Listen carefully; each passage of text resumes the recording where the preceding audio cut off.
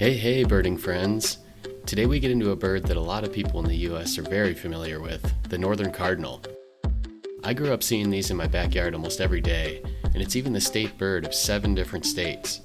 It turns out that they weren't always as widespread as they are today, and as recent as 100 years ago, they may not have even been in the Chicago area. And, although they are all over much of the U.S. today, they aren't common in other countries, and even Canada, where Shannon is from. I think we sometimes take them for granted, and forget how beautiful and striking their red color is to someone who doesn't see them every day. What is it exactly that makes them that color? Is it diet? The way they digest certain things? Shannon and John explain this to us in the episode, so you won't want to miss it. Okay, let's jump in. Welcome back, everyone. This is RJ, Amanda, and I'm with John and Shannon as always. Thank you for listening. Today we're going to talk about a bird that's a little more common to everybody. You'd see in your backyard a lot, and we're going to talk about the Northern Cardinal. You don't see your cardinals in your backyard if you grew up in British Columbia. Okay. Which is why seeing a cardinal was one of the most exciting things I've ever seen in Shannon, my life. That was your spark bird, right? It totally into... was. It caused me to ask someone to stop a car on a very busy road so I could get out and see it. And we've always enjoyed when people come from Africa or South America, how excited they are to see cardinals. So they really are an interesting thing. And the amazing thing is in Chicago is they actually weren't here in the 1920s. They were actually rare in the Chicago area. And so it's a bird that has a southern distribution in the North America that's gradually been moving north. And so they may show up in British Columbia eventually. Maybe. Yeah. There are times now when I wish they'd be quiet. Oh, yeah. Us too. Yeah. They're not as noisy as robins. Or maybe not as early as robins. Robins are perplexing to me because what is that male robin thinking they're doing at 3 a.m? Oh, exactly. Just waking everybody up. I don't know. Does your offer of assassinating our robin still stand? So yeah, but in the cardinals too, though, they'll get up and they're quite territorial, and the males, at least in the breeding season, and the males will set up their territories pretty early on. There can still be snow on the ground. I like to think of them as another one of these birds that, boy, once the weather starts to turn in the spring, they're going to start singing and setting up their territories. Mm-hmm. And so they'll scare off other cardinals. They're territorial, and they'll look at themselves in the window actually and try to fight themselves. Right? Yeah. They're super. Once the hormones start going, and they're looking to. I mean, I love the way females look differently from the males. I think the females are really elegant, and they're different enough that people have trouble putting them in the same species sometimes. Right. And so there are not that many pinks in birds, and female cardinals have tinged with pink. I like it. So one of the interesting things about cardinals, too, is that the females actually sing from time to time. And that's something that's researchers are actually beginning to look at more and more, as these situations where females may actually have maybe an additional role in the territoriality that once the pair is formed than people realize. Because most female songbirds, they don't sing, right? It's that more of a. So that's I guess what I would say is, depending on who you're talking to, if they're interested in researching this, they would probably say, we just haven't looked very clearly. Oh, okay. Well, there's a difference between vocalizing to people like that and singing. So those, female birds vocalize, but the whole concept of singing, and I imagine that's a fine line between what you call some of these things, context dependent as well. Yeah, but I think one of the neat things about cardinals is they're pretty ubiquitous across most of North America, and so because of that, people are seeing them, and then when you see a female setting up and singing, it's something you can notice. And is their call similar? Is it sound the same as the male? I've never really differentiated the two. So that's an interesting question, in the sense that I think it sounds basically the same. It's certainly got the same framework. My guess is that if you look at the details of that song through a spectrogram, they're probably diagnosably different, and that I think the male, I would have described it as, the times I've heard females singing, they don't seem to be singing quite as loudly, and I've actually feel like I've gotten to the point where every once in a while I'll hear a bird and going, I wonder if that's a female, just because it's not quite as loud or as persistent as the but I don't think we really know necessarily what the purpose is. Mm-hmm. Okay. Yeah. Which is interesting for such a common bird. Yeah. Hey, John, how many cardinals do we have in the Field Museum's collections? I'm gonna say Pressure's on. You were off by a 1,200. lot with. 1,200. Yeah, you're a lot closer. There's 1,336 cataloged ones. Wow. And 408 of them are from Illinois. Nice. So, but when you look at even a bird as common as cardinal, it seems like we have a lot, and we do compared to some other collections because of our salvage program. If you still wanted to look at geographic variation across sexes, across the annual cycle, including juveniles, trying to understand molt patterns, there's not enough of them in collections to do a study like that. These birds that have really broad distributions end up being really patchily sampled. And so, what sounds like a lot to people doesn't sound like a lot to biologists. Yeah. It's all about variation. Yeah. And you need to have numbers of individuals to understand variation. Mm-hmm. And you mentioned how they weren't native to Illinois originally and kind of how they've worked their way up. What has kind of driven them to expand? I mean, is it humans or their feeders? So that's that's a great question. So possibly it's a gradually warming climate, and they would have started a lot earlier than a lot of the concern associated with climate change. But at the same time, I think that it's very likely related, and some of it also may be land use change too. And so I think they clearly have adapted to cities, fields, agriculture, and I think that's allowed them to expand too. Okay. Yeah. Our friend Diane gave us a book called Slow Birding. And it's about, and it's really good what we've read so far. But the author theorizes just the importance of bird feeders, because I think really good point. Yeah, so that's and a lot of that's probably driven mostly by the winter, so they can survive the winter, and if that's true, then they can persist in areas. If you get a bit of seed and the weather is a bit warmer, then it's worth risking staying, because migrating is risky. Mm-hmm. It's a very it's a time of vulnerability for death.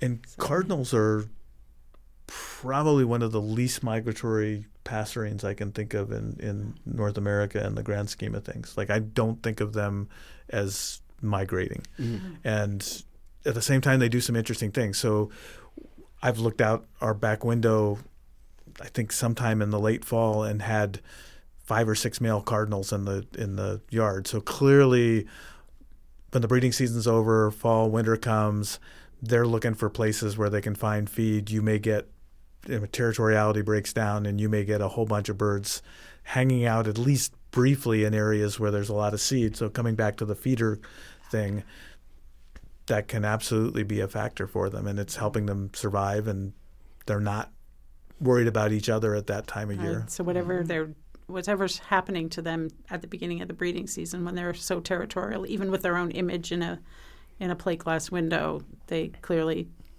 when the breeding hormones are gone down, they don't still maintain that level of territoriality throughout the year. I will tell you, when you're out banding birds, they are one of the most difficult birds to capture, because that bill is, once they get in a mist net and you pull them out, they know how to use that bill, and it does not feel good. Oh, gosh. I had one bite me at the whatever that part, the fleshy part, the web between your finger and your thumb. And yeah, so they're and they don't let go. They don't care if you're screaming either. Oh, gosh.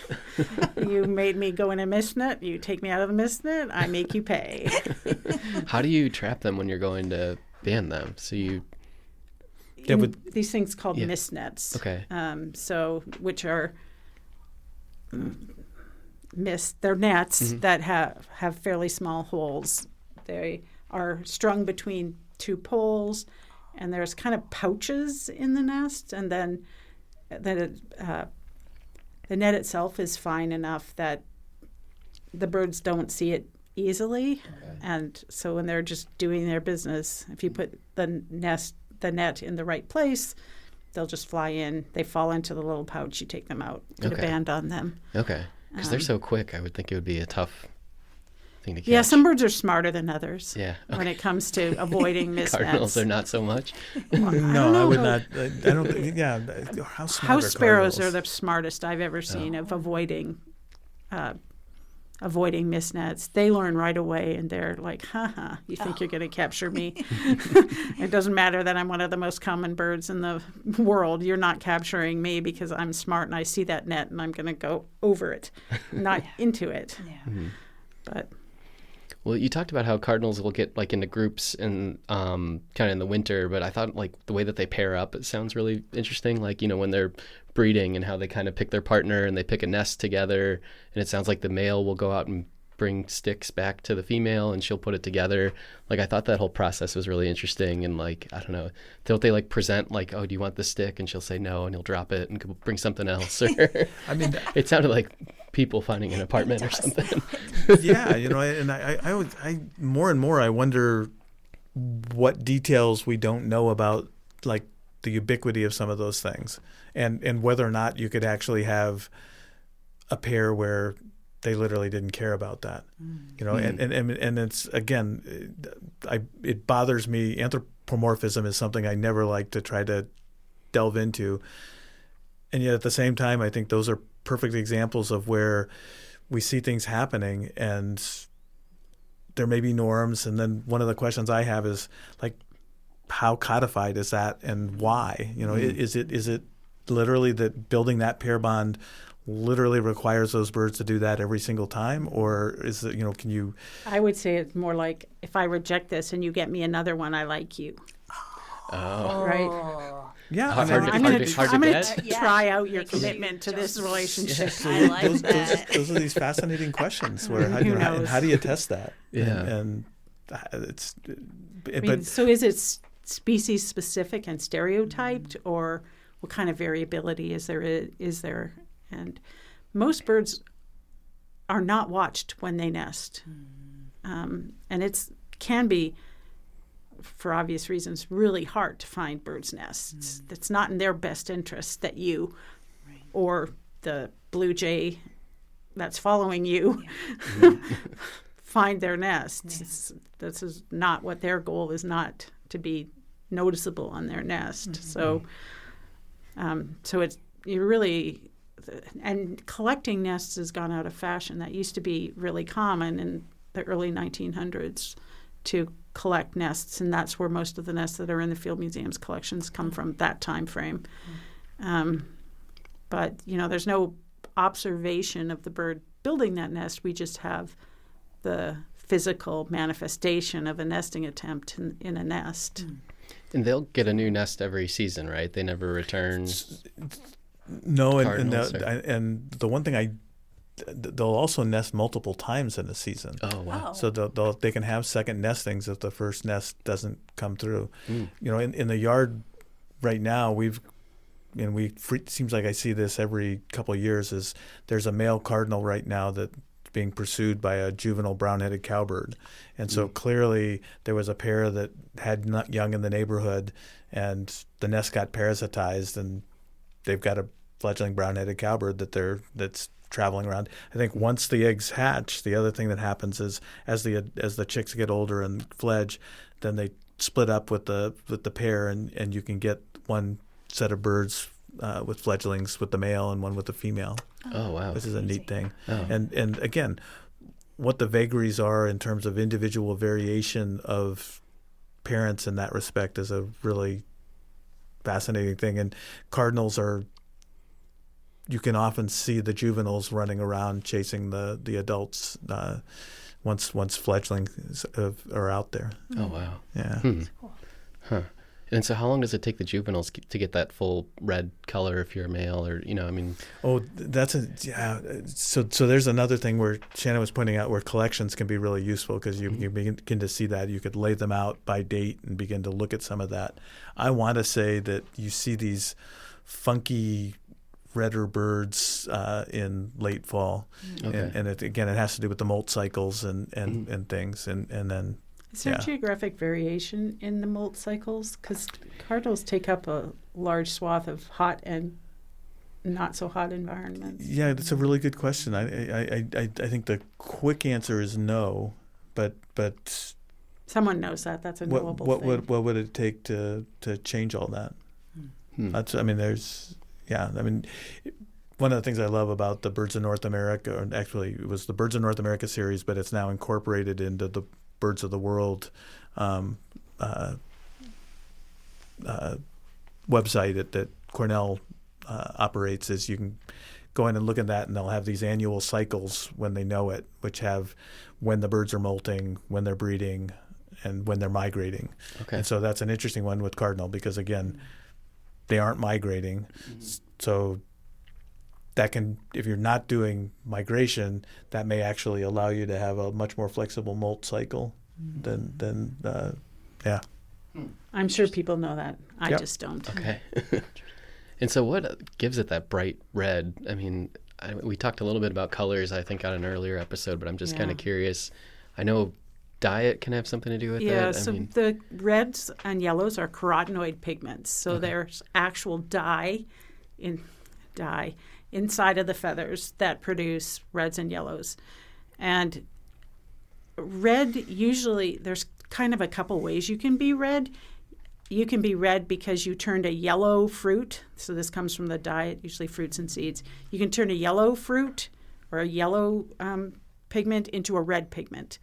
And that takes enzymatic activity and chemical reactions inside of the bird to do that.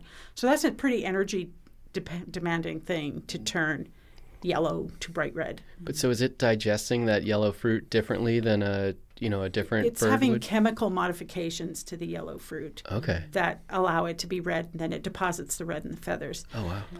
You can get also eating red things. Red berries can give you red. And so this is one of the rabbit holes I went down, because I knew a little bit about this, but it became really fascinating to me in the middle of the night. Some of the really interesting work that's being done, some of it's being done by a professor at Auburn named Jeff Hill, who's written a book about coloration and is well known for his work on coloration. But so the question is, what is red signal? There's variation in red. We've been part of one of our fellow graduate students was a master's student, and she asked us to rank the brightness of cardinals, for example, and then we look at mating success and other aspects, parasitization, depending on how bright you are. So, and human, you can do this, and now we can do it with spectrophotometers. We can actually measure the difference in brightness of the red. And so what is red signaling? Because it takes a lot of energy to turn yellow into red. So if you can do that, you're a bright male, you might be brighter, and that might signify that you're fitter than males that aren't quite as bright. And so there's two innovations, and you might signify that you have a better immune system if you're bright. So these are hypotheses that have been around for a long time. But what's new to some of this is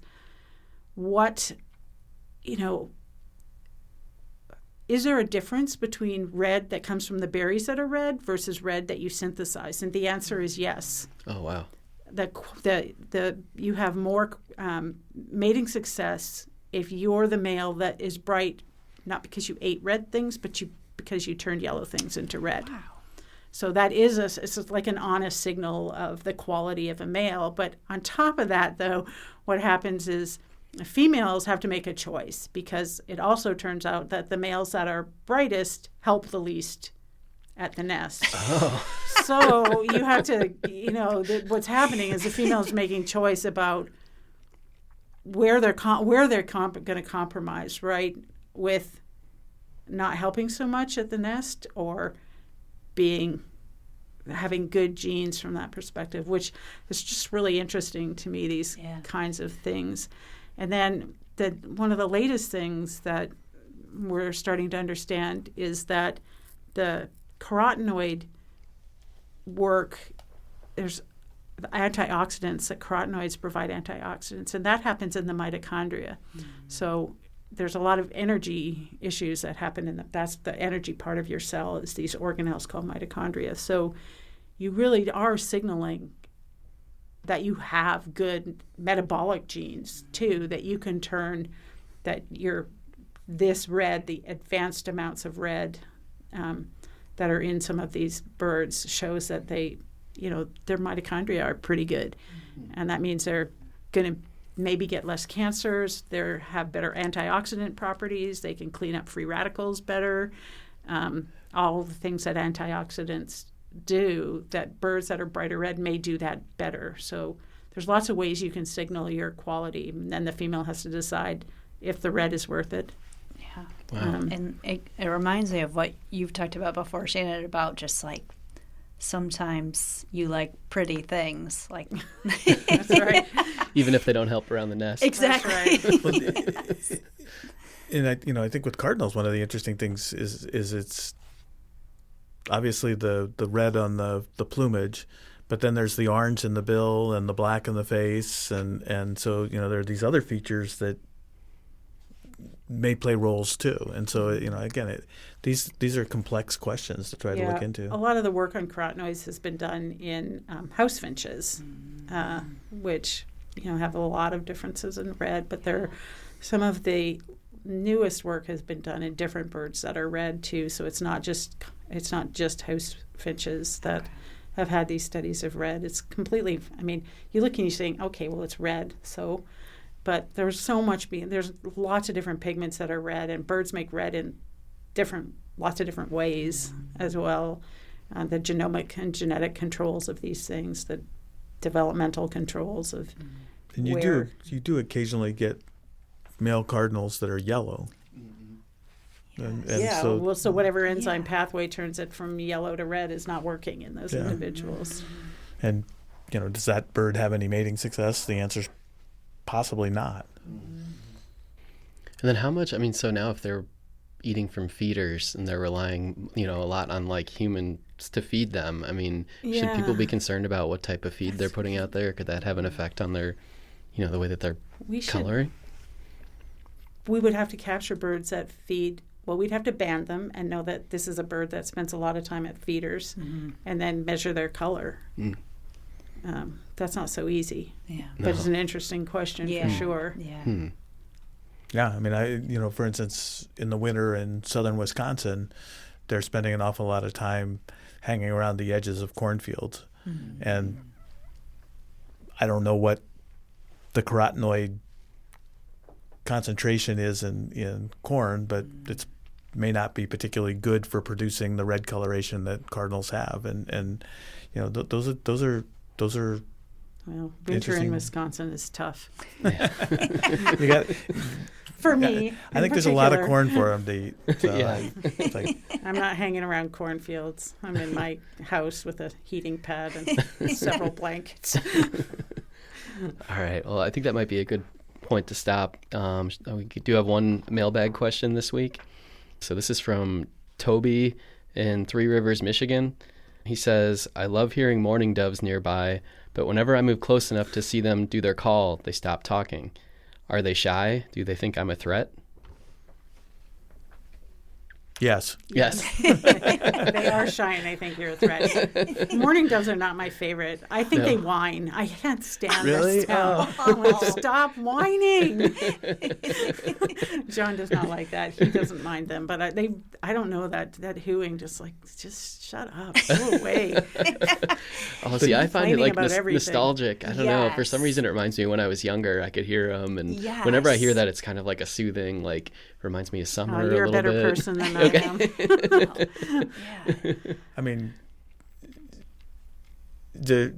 They aren't particularly shy. Certainly the ones at our feeder have gotten very used to the fact that we're around, but they do leave. Well, they'll often go up at the last second, and so yeah. But they come back. Yeah, they're not dumb. I watched them sit at a peanut feeder and have one bird put away 42 peanuts at a single sitting, and they've got this crop that they can eventually use to grind all that up. So they're like they're very happy. Charge an entrance fee to the backyard. Yeah, That's a lot of dollars. We were talking about cardinals liking feeders. Mourning doves clearly benefit too. Oh, okay. Respect. Yeah. We at the barbecue we were at on the 4th of July. Our friend Alyssa was saying, like, mourning doves, like, if you grow up in this area, it's kind of like the sound of your childhood, and it's so true. Yeah. Sorry, maybe Shannon. that's why I don't like them, because they're not the sound of my childhood. So have you noticed the little display flights that they do? No. So oftentimes when you hear them calling, that's a male displaying for a female. I'm not sure I fully understand territoriality or what constitutes that in mourning doves, because they can be pretty dense in an area, but they definitely do these display flights where they'll make a loop, and I assume the female's watching that. I think that might be a good spot to wrap it up. John, you want to close it out? Yeah, so the Cardinals, not a particularly great baseball organization, but other than that, they're just fine. Some of our best friends might disagree with that. People are turning it off. And people who are Cubs fans should not throw stones at people who are Cardinals fans. Yes. But our Cub would take on that Cardinal any day. Oh, totally. All right. Thanks, I think everyone, they've both been a little bit of a loser sometimes. Yeah. All right. Well, thanks, everyone, for listening. All right, thanks.